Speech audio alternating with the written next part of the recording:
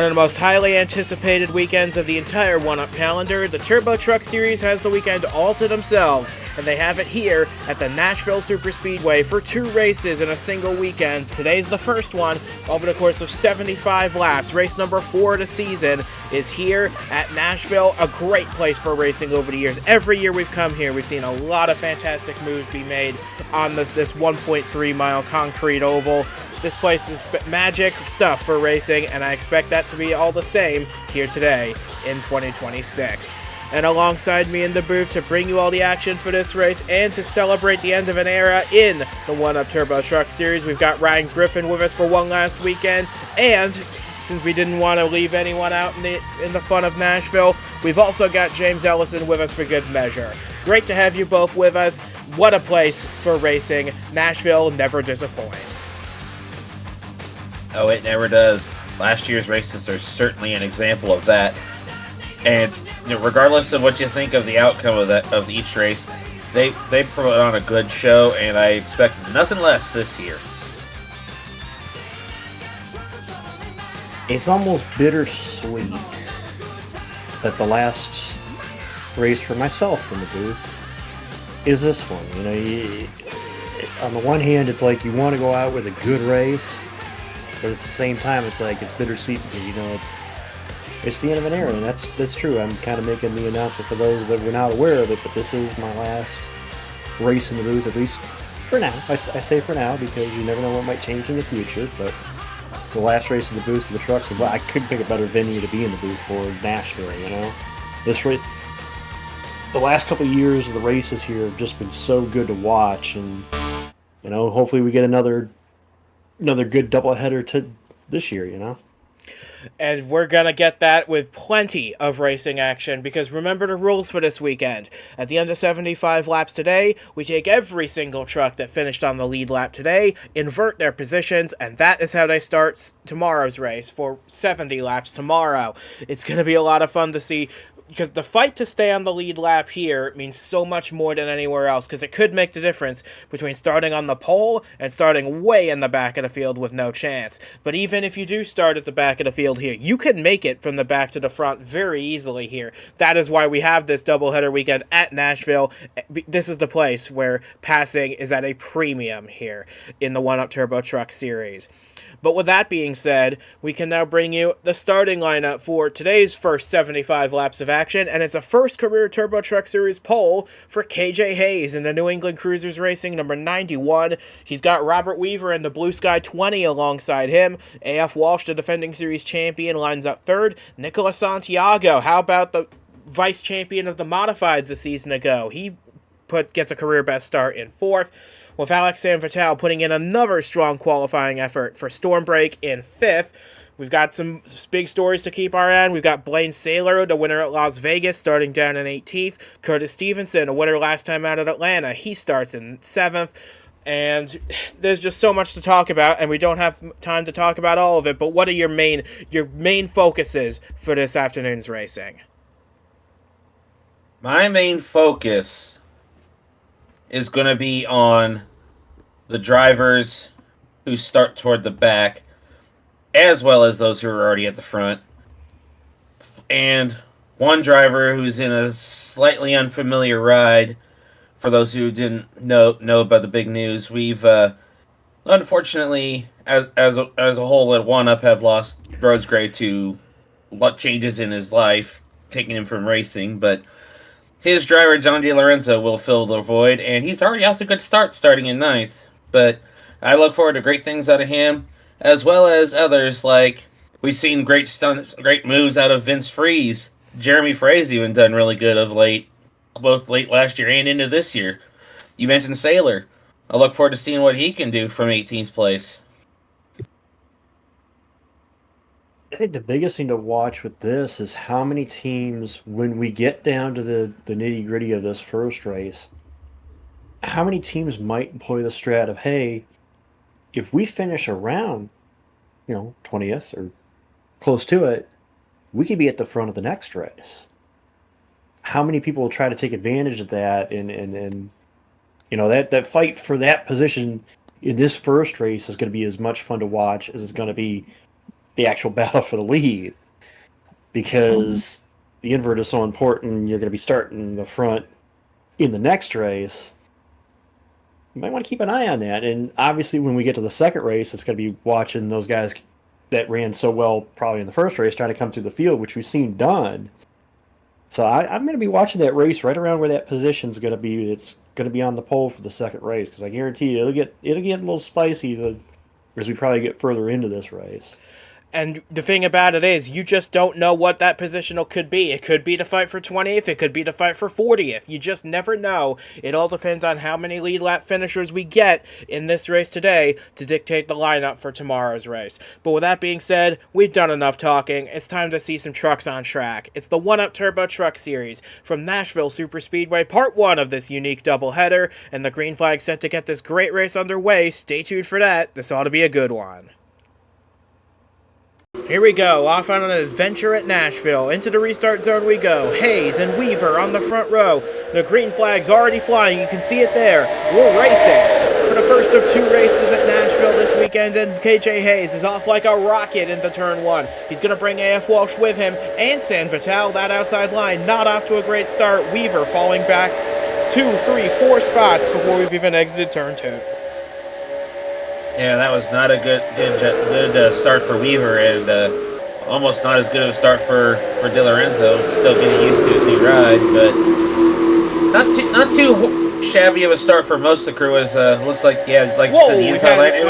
Hello. That was a little slide for Josh Gibson in the 43. He got turned out of turn 4. I think it was by Jeremy Frey in the 93, but thankfully he gets it sorted out. We keep rolling under green, no issues there. And, if it was by Frey, he kind of punished himself because he had to check up to avoid further calamity. So, no harm, no foul, so long as there's no long-term tempers with this. But, you see right here, did I say he needed to adapt to his new ride? I don't think he needs to just all that much so far. You put a good talent and good equipment, and the talent will show. And apparently that's what's being shown right now with that 10 truck. So I think you guys made the right call there and put the driver you did in that truck. What I was going to get to is at the front. You look last race out, we saw the big battle between the likes of Walsh and Stevenson and Sailor. And right now at the front, here they are again. It's like it's just replay where we were a week ago, 1 race ago, and Stevenson out here trying to take command here of this first race and announce his presence early. And meanwhile, you've got Robert Weaver, who's fallen a little ways back. He's now down to about 12th spot. KJ Hayes drifting back as well after leading the first lap. Nicole Sitter not having as easy of a time staying up at the front, but he'll just find a place to settle in, figure out his race truck, and go from there. But here's Nicolas Santiago in this 56. I'm pleasantly surprised to see him still hanging in there in the top 5 or half dozen or so. This 56 has not had a real chance to show what he can do out in front of a field, but he's demonstrating right now he can hang with them at least. It's not as hard for him to fall back anyway. He is slipping. He just got passed by the 66 of Logan Jones. He got passed by Hamill and a couple others. He's going to lose a spot to Weaver, who is trying to start his rebound. But meanwhile, up front, you saw it. De Lorenzo tried to take a little peek, but now he's got Van Heerden all over his back bumper. I got to point this guy out because I hate to interrupt you here, gentlemen, but I got to point this guy out because last race at Atlanta, he had one of the most impressive coming through the fields I've ever seen. This 1 truck of Eric Monaco. And look, here he is again, trying to get into the top 10. I mean, there's a big kind of kerfuffle there around the top 10 as they're trying to sort that out. But I'd be keeping an eye on that 1 truck today. I expect him to hit this. And that's well said indeed. But another guy I'm keeping my eye on who's having a strong run on an oval course is Christian Van Heerden in his 22. He started down in 11th, and it's only taken him 6.5 laps to make his way up to join AF Walsh's teammate up in the podium positions. Van Heerden, who'd never even seen the Nashville Superspeedway until we walked in for practice earlier this weekend, and he is holding his own very well against some veterans of the sport like Walsh, like Messi. He's doing a really good job considering his only Nashville experience was on the Fairgrounds track in the Modifieds last year.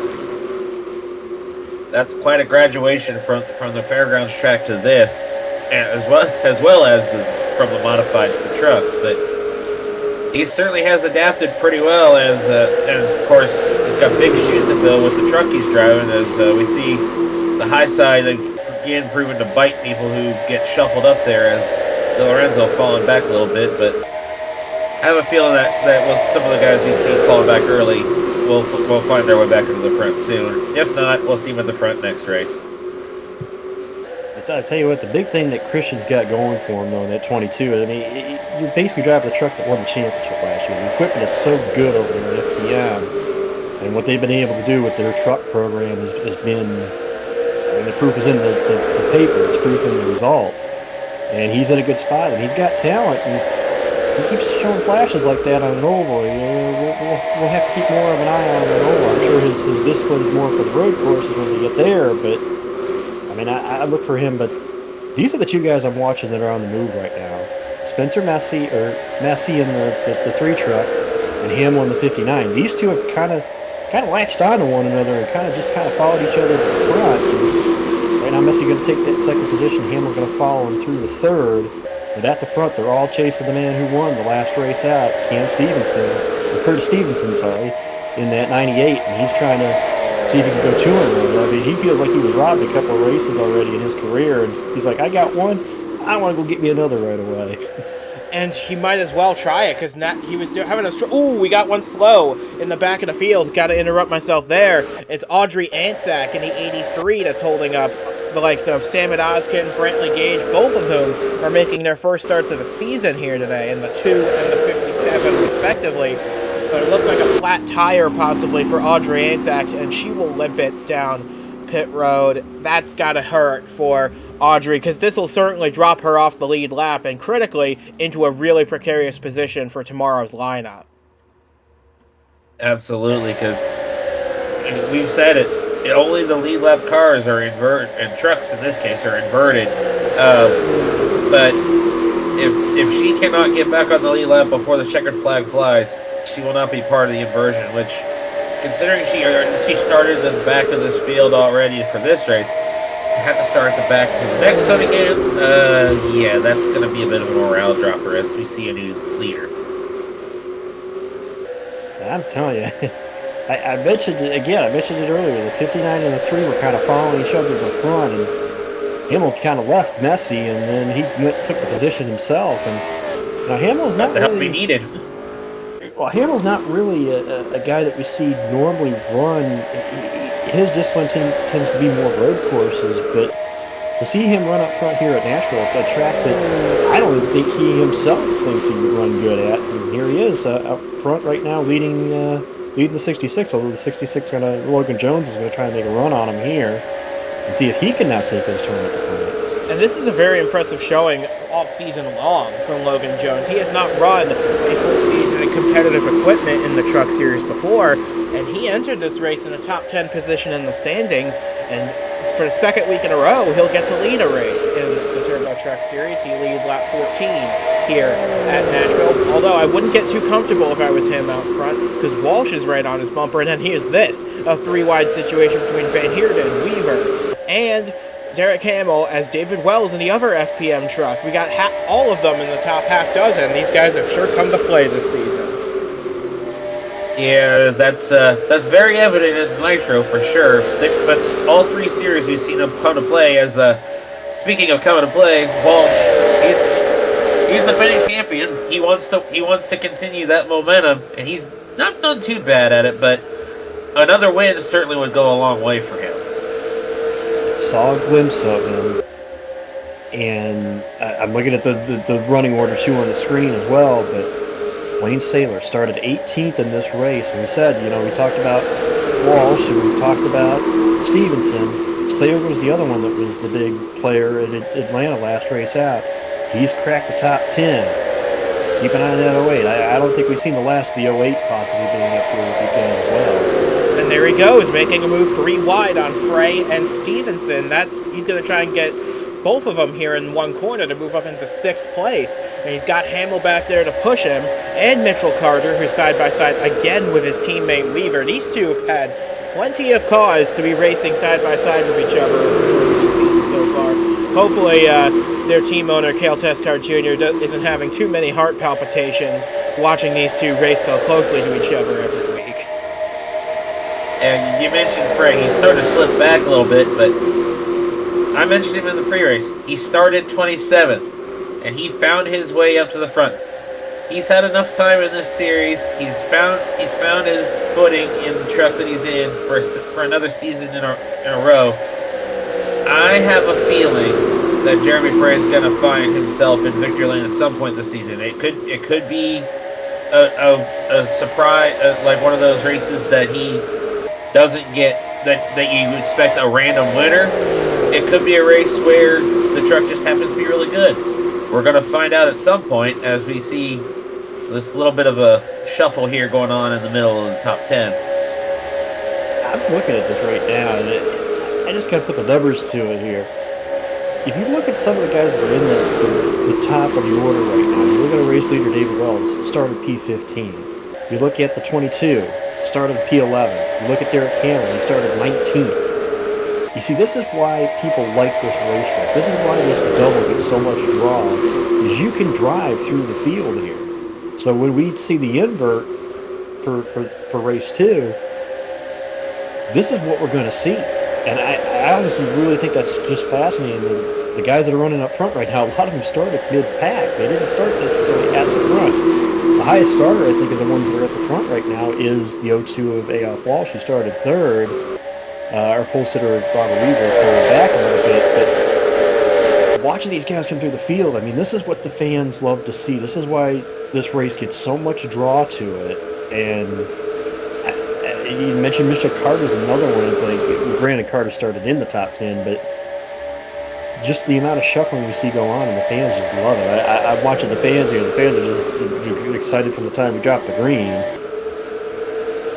Yeah, and another draw about this race, we don't get any higher series drivers coming down to double dip into this series. This is a standalone event for the truck drivers, and this really gives them a chance to shine when at a high-profile event like this. I take the Springfield Mile as well as another example of that, where these high-profile races for the trucks are standalone races for these guys, and it really gives them a chance to stand out when other races would have guys from Superstar or Nitro National come down and take up some of the fields. But here, we've got some real good Turbo Truck Series regulars that are really putting on a show, and bear in mind as well, we've been talking about only great racing, and rightfully so. We have 2 pit stops to make in this race, and the first one of those ought to be coming up in about 10 laps or so. So these guys have got to be thinking about that and how they're going to make this work. Audrey Ansak's already made her first pit stop, but that is a completely different strategy from the other 40-year-old trucks at this speed. Absolutely, and see right there, he fell back a little, but he's working his way back up methodically. Santi Messi keeps finding his way up there as see Van Heerden and Hamill going side by side. And as we're looking up here, Johnny DeLorenzo, I told you he was going to be like a lot of the other good trucks who started up in the front. They start shuffling back and they're going to find their way up to the front, and not fighting his way all the way up to the front just yet, but he's reminded in the top 10 he's there. Well, I seen us go past him a little bit there. I'm trying to get exactly what position they're in. But I noticed that 55 truck is in there. I don't know if he's on the lead lap or not, but I was going to point him out because he started like 38th today. And he is on the lead lap. He is running in the top 15. That's a charge for that 55 truck. I was looking at that because I had to go double check the qualifying to see where he started. Again, to my point, that you can't come through the field here, and they're definitely showing it right now that you can. And some of the charges we've seen from mid-pack and up. So I mean, you can make it through the field. It's not impossible. And a case in point on that, Ricky LaFleur in the 72 truck making his turbo truck debut in this race for Robbers Racing. And remember, Miles Mashburn and Joshua Michaels were driving that truck for the first few races of the season. LaFleur started down in 30th. He hasn't made as big a charge as the rest of the field, but he's climbed his way up steadily to 21st, which, given that this is his first time in a Turbo Truck Series race at all, and he's raced from, you see that giant gap between the top 20 and everyone else. He has erased that deficit between himself and the top 20. I could see him gaining several more spots before this run's over. Oh, I don't doubt that for a second. Meanwhile, up here at the front, the top four, three different manufacturers, 4 different teams. As Messi goes to the point, bringing Stevenson along for the ride. This is some real good stuff here. So they're now 3 wide for the lead with the FPM teammates running side by side behind them, watching on. Meanwhile, I'm looking because I could see it, but the tail of that shot, the black truck at the end of this group of 7, Lane Saylor again started deeper in the field. Here he is. I'm telling you, this truck last year was, I considered him a dark horse last year. And look at the 55. I just mentioned him not too long ago. He's cracked the top 10, and I think he's just got by the 22. Yeah, he's up to 8th now. Again, this is why this track is so much fun. I mean, watching these guys come through the field, if you like what you're seeing right now, you definitely got to be here for race 2. Yeah, this is Tanner Browning in that 55 truck is giving Breeding Enterprises something to really be happy about. Like you said, he started down at 38. He's our biggest mover so far. He's gained 30 spots since the start of the day, and he's putting it to good use. He's already caught the back of the lead group. He's right behind the likes of Saylor and Messi, trying to make more spots up as Stevenson leads on lap 30. But we've got Hamill and Wells side by side for second, and this 92 is someone it's gone a bit under the radar in this pack so far. He's led a couple laps today. We haven't really talked about the 92 as much as we talked about like the 98, the 08, the 02, for example. But these two up at the front, Wells and Stevenson, they have top 5 finishes in all 3 races this season, and they're on pace to do it again here today. And you got to give Wells credit. He's been trying to get up here, but he's now working his way up to take the lead, which, he would love to do and be able to keep it, but we know the nature of this race, and so no hands check up there, so... Yeah, I think I think they're hitting pit road here. Yeah, a lot of them are. Yeah, pit stop's underway here, so this, you see a bunch of them here. The 13's coming in. We got so many different people coming in here trying to get an early advantage. This is what we'll have to see. We'll have to see which one kind of plays out here, whether it's pitting early or it's going to be a couple of laps. We'll see. I mean, we've seen the comers and goers today, so this next lead group is going to hit pit road. Looks like maybe Christian's going to stay out 22. We got a couple more staying out behind him. Muccioli, who's had another strong run in that Vice Valley 7 truck. Di Lorenzo stayed out. Zach Fry's going long. But I think that the majority of everybody else is on their way to pit road here. So it shouldn't be too... I hate to interrupt you, but I just noticed it on pit road. Blaine Saylor. Talk about Wells there. Saylor looks like he's going to leapfrog a 2 on this round of stops.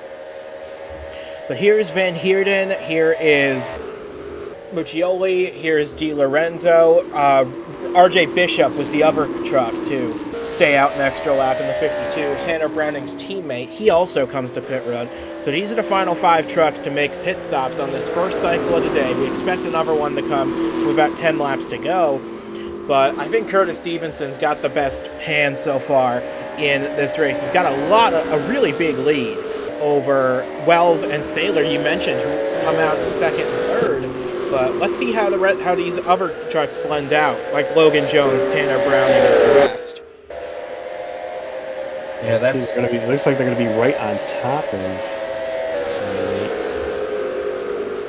Yeah, they're going to blend in pretty good here, so it's not too terrible for them, but see a little damage on the 50. Still see a little bit of damage on the 55. Wonder where he got that from.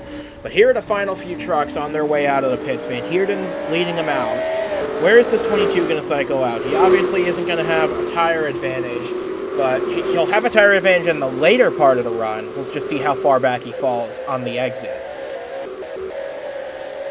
Yeah, that's going to be the big thing. See, Nuccioli, De Lorenzo, the Bishop and Fry are going to be coming out here soon, and they're not losing a ton of time from being the last ones to pit, but they've got work to do if they want to get back up there. I think what kind of helps at least a couple of them is they had a clean enter into the pack. Like the 22 has kind of entered where he did, just ahead of that little group there with Jeremy Frey. And the same thing with the 7 kind of looks like got that same little nice little gap where they could slide in and connect with the group.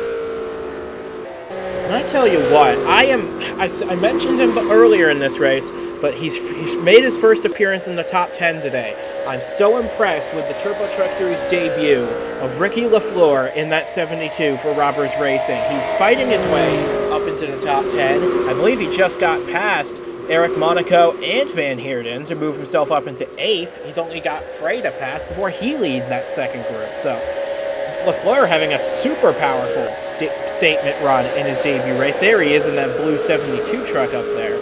He might get freight trained a little bit here, but regardless, very strong outing for a guy who has never raced these before.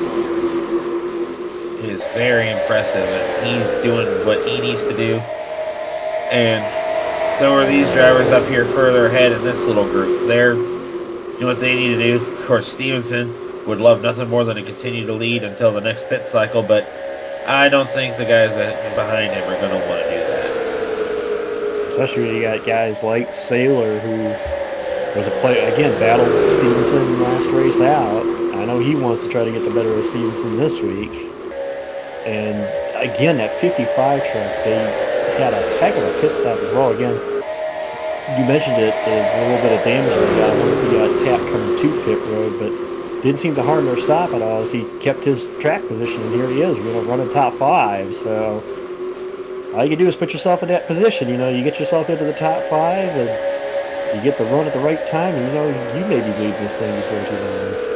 We're taking a look now at the back end of the top 10 or just outside it. We've got some good stories back there. Alan Muccioli, Austin Scott, I saw in the 15. He's had a very quiet but very impressive season in that 15 truck.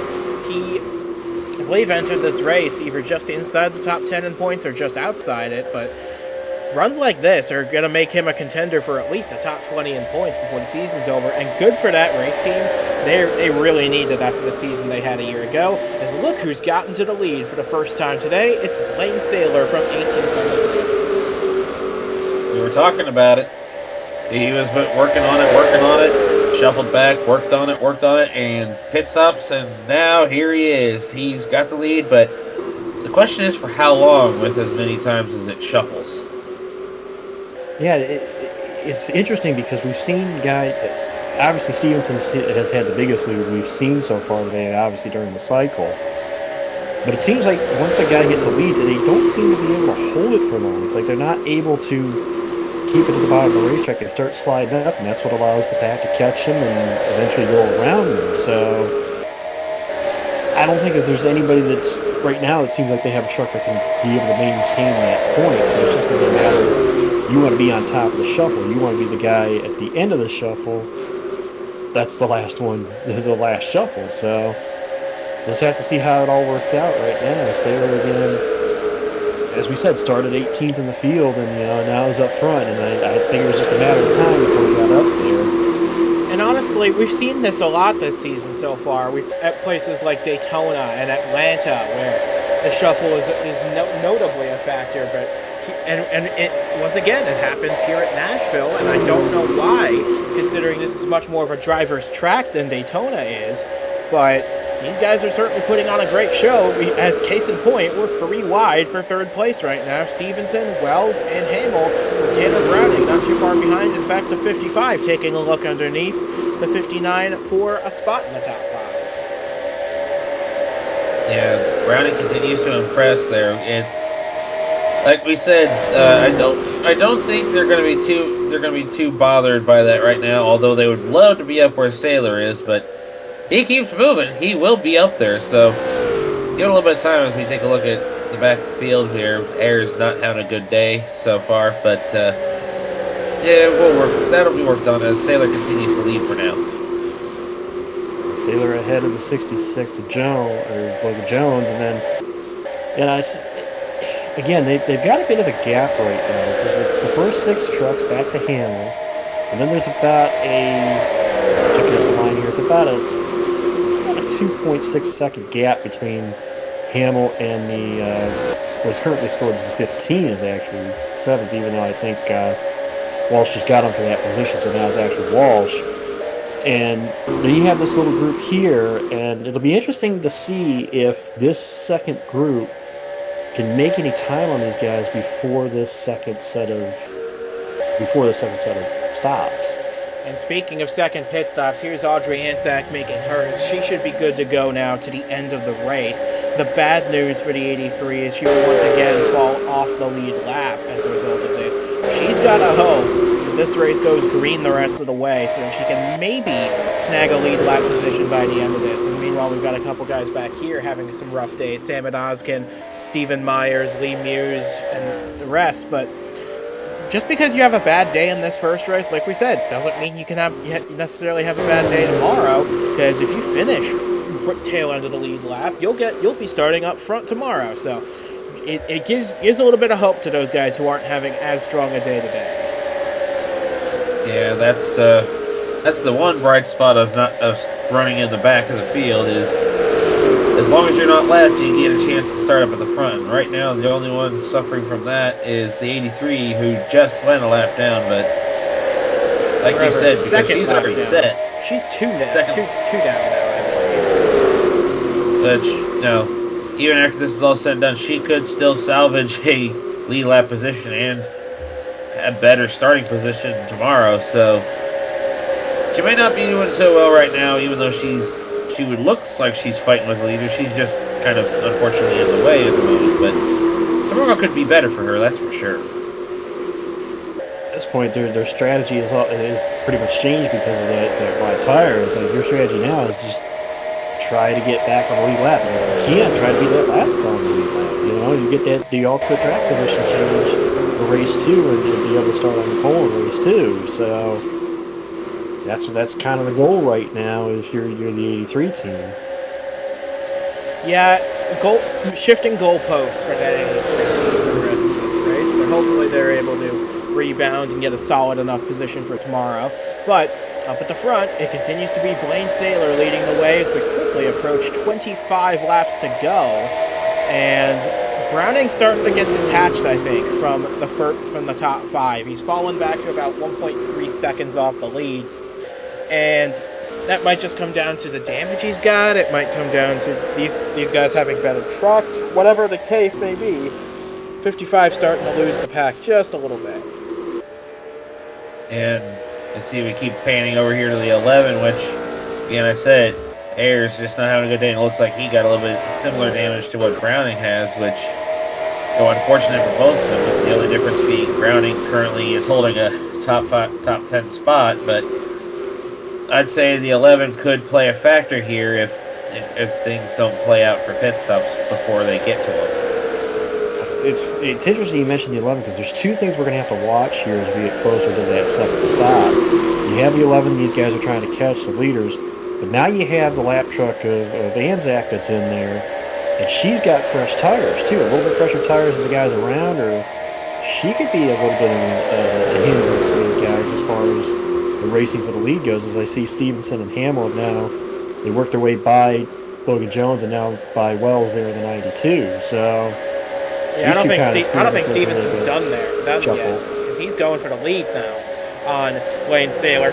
These two, I think, are going to. These two and the FPM teammates of Walsh and Wells, I think, are your main 4 championship favorites at this point in the season. Correct me if I've missed anybody, but these 4 have put on some super stellar performances in the first 4 races of this season, and I would expect that to continue into tomorrow's race and into the next Truck Series event at Bristol as well. Yeah, Bristol's going to be one that's going to be real interesting because, of course, we get back to where we could have drivers from other series coming into the mix. But right now, we talked about Anzac playing playing with the leaders and messing with their ability to pass each other, even as they try to catch the 11. Yeah, this is where I'm sure she wishes she was on the lead lap and fighting for the lead, but you win some, you lose some. There's always a chance that tomorrow will be better for her as we see 3 wide again. This is exactly kind of gets to the point, you know. Anzac's on a little bit fresher tires, so she's going to be a little quicker. And she's going to kick these guys to the weak lane on this racetrack, which appears to be the high lane. We saw it kind of cost Hamill there a couple spots. It cost Stevenson a little bit of time to Wells and Jones behind him. But back to your point, Jalen, about the title contenders, I wholeheartedly agree. I think the 08, the 98, obviously the FPM trucks. I'd even throw, there's another one I'd even throw in there too, is keep an eye on one of these other guys that might start to show up as we get throughout the season. Because we had a couple of guys show up late last year and through the midpoint of last season. So 66 could be an example of that. Yeah, it could be a guy that we're not necessarily talking about right now, which might be Jones. I mean, Logan Jones has had a good start to the year in the 66. Cal Farrell's down in 10th. It could be him too. You just never know. Cal Farrell too is another one. Yeah, you just never know as they'll work the lap track now. This 11. And keep in mind as well, once Van Heerden gets his oval program figured out, he is going to be a beast in the summer months when we get to all those road course races. And if he can jump his way into the top 10 by the end of race 13, he'll be a threat for the championship once he gets his oval stuff figured out, which I imagine won't take him very long, as good a driver as he is. But that's another one. You just can't count out anybody at this stage in the season. You can have your favorites, but you can never really definitively count anybody out of the fight quite yet. Oh, absolutely not. And you talk about Van Heerden in his oval experience. He started to figure things out on ovals and modifieds last year. It came a little too late to be able to swipe that championship from Blevins. But he has a shot to make up for that here on a bigger stage. But right now, as we look at this mixture of trucks here, he's still proving himself. I wholeheartedly agree that he could be one to watch out for. Yeah, and he got a modified win at Elko last season, if you remember. So he's no stranger to winning on ovals either. Yeah, that's my apologies. Well, I was just going to add another guy to that list that we're talking about could be contenders, because I'm watching him and I notice he's in the top 10 now, finally, and actually he's up to 6. That one truck, Eric Monaco, is another one I've been watching. You know, his charge last week and the charge now up to, he started 21st, he's up to 6th now, so that's another truck I'm watching that has shown the speed already in a couple of races, especially in these mile and a halves, which make up a good chunk of the season. You know, you look at the trucks that have the speed on these mile and a halves, and that could be the difference maker in terms of who's going to be the players for the championship when we get to the playoffs. So it just something to keep in mind as we're watching these two races this weekend. Absolutely, because New England Cruisers Racing is no slouch in the truck series, and once they get their stuff figured out, they've already figured a lot of it out with Eric Monaco, and he's up to, like you said, he's up to 6th place. He's the highest place of the New England Cruisers trucks at the moment. He's doing a really good job holding on. But yeah, if he can get to victory lane this season, it wouldn't surprise me at all. And if he can contend for this championship, it wouldn't surprise me one bit, considering his superstar experience that he brings to the table. Yeah, I would definitely not count him out for potential championship contention. Like you said, they've already started to figure things out over there at New England Cruisers. So, with him especially, so this could be big as we see Sailor back in the lead again, with Anzac still playing havoc on their fights. Although I will say with Anzac, it seems like her advantage kind of teetered off here because Sailor was able to get around her, and now Hamill also on that preferred lane. Looks like he's going to try to get a run here off 2 to see if he can clear her by 3. And I'm sure Stevenson's going to try to follow Hamill through here.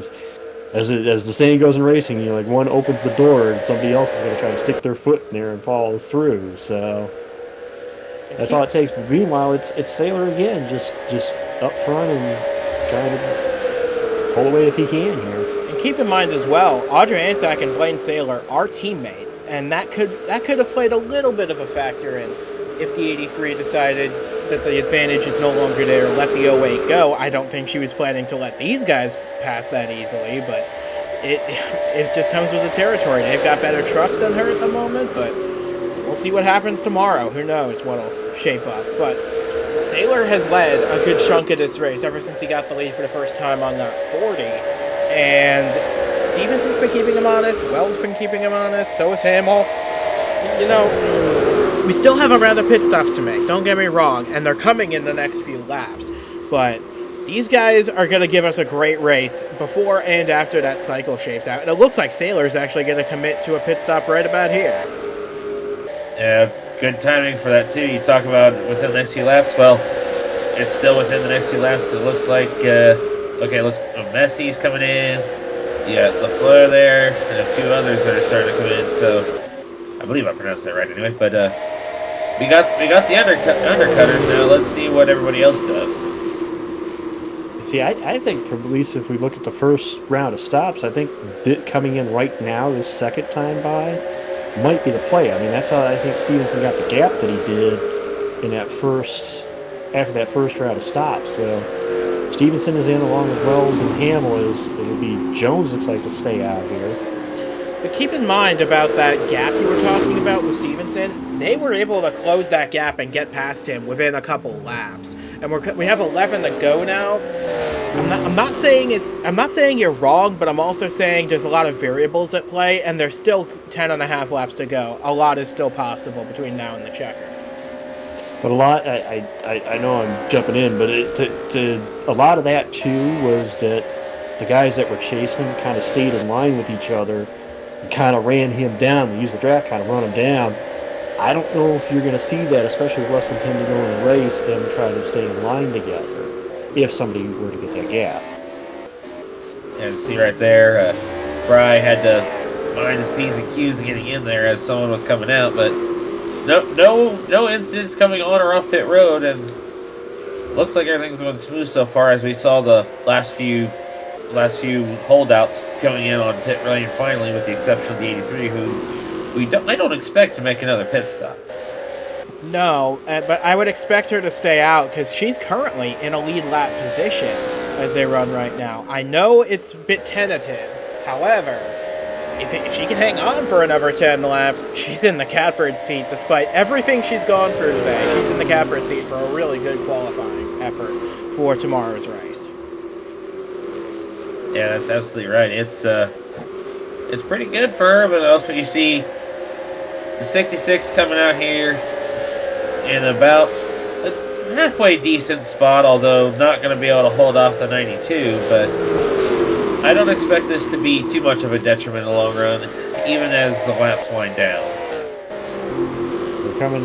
We'll be coming around at 9 to go when the leader comes around, or excuse me, 8 to go when the leader comes around this time. But Saylor, again, they nailed a good stop. He's got the 98 has currently scored second. He got a good gap. Again, I think that's the difference now. Is earlier we saw the gap close because the field was closer together. I don't think the guys behind him are close enough to really. I know Stevenson's going to give it everything he's got to try to get to Saylor. I mean, Stevenson obviously wants 2 in a row. I mean, he won the last race out of Atlanta. He wants another one, but I just don't know if that gap. It's 1.3 seconds. We'll keep an eye on. I just don't know if he's going to be able to close it enough here in these final 7 laps. One more thing to note as we get into the dying stages of this race. Just up the road from Blaine Saylor, who still has a 1.3 second lead, is Lee Muse in the 16. He is going to be driving the race of his life here to hang on to a lead lap position. Because if he can, he'll be your pole sitter for tomorrow's race. It will be his first pole in the Truck Series, as a matter of fact. But he's got to hope that, because he's the only one really in striking distance for Blaine Saylor, him staying ahead of this 08 is imperative for his entire weekend, because it's going to decide whether he starts first tomorrow or 41st tomorrow. Yeah, that's a huge thing, because right now, the only one who will not be taking advantage of this right now is the 11 of William Ayers, who again, had that early damage and has been struggling since. But